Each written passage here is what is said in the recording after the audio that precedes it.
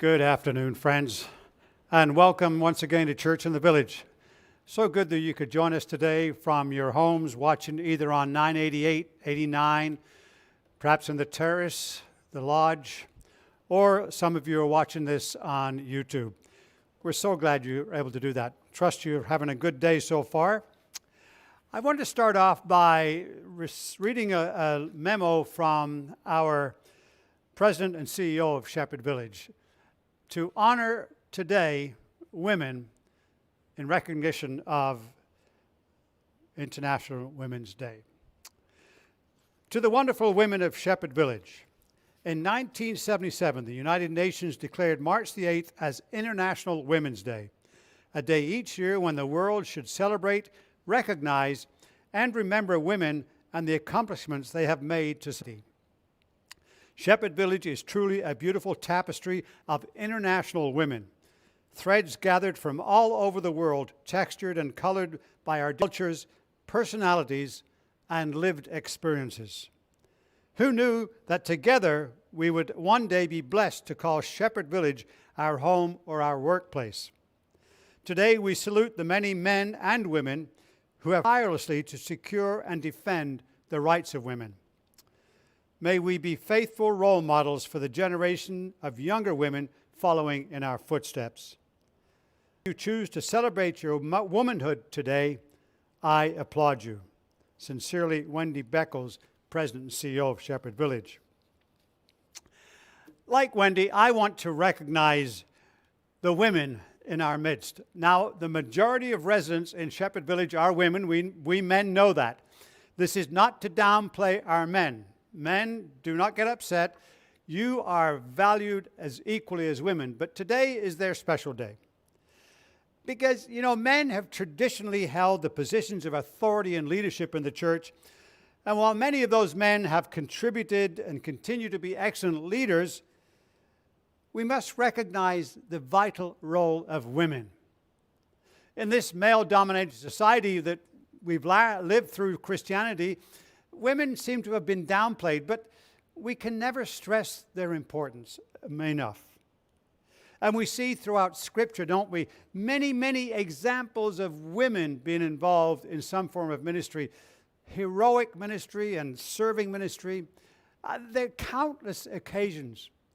I think of three in particular right now. I think of the first one is Esther, and you read the book of Esther.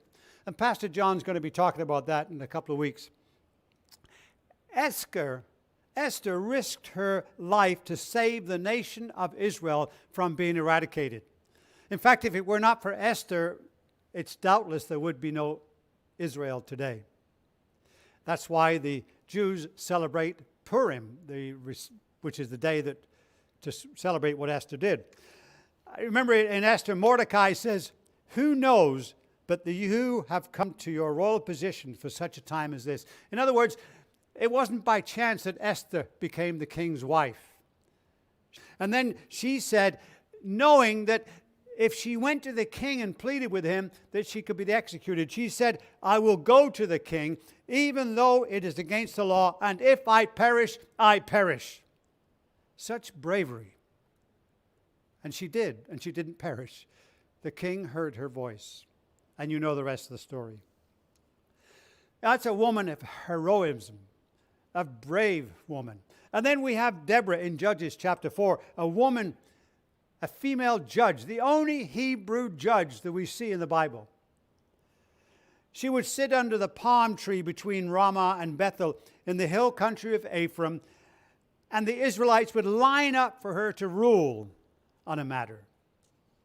She was highly respected and a great leader. And one time after receiving instructions from God, she called Barak, an Israeli warrior, to bring 10,000 troops to Mount Tabor to attack Sisera, the commander of Jabin's troops.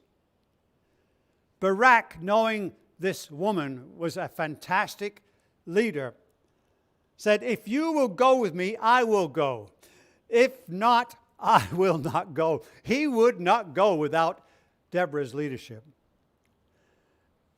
And he recognized that she was a powerful, God-fearing woman, and he wanted her to lead the charge. So indeed, Deborah succumb to that request, and she led Barak and the troops to defeat Jared's warriors.